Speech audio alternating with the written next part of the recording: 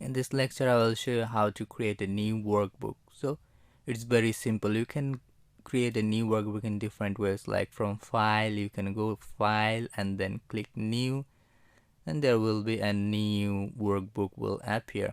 So you can create a new book like keyboard shortcut command here in Mac is command capital and then it's new workbook. Or also you can go from here from Excel, new from template, you can go from here.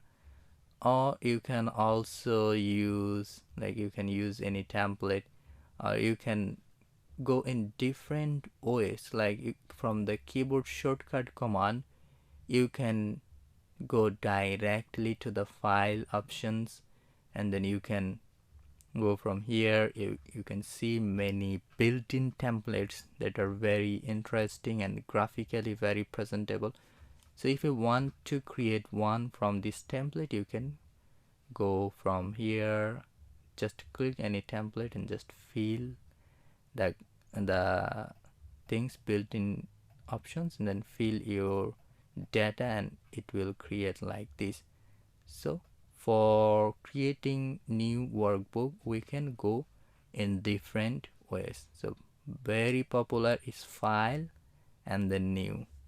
That's all, or command capital N in Mac. That's all for this lecture.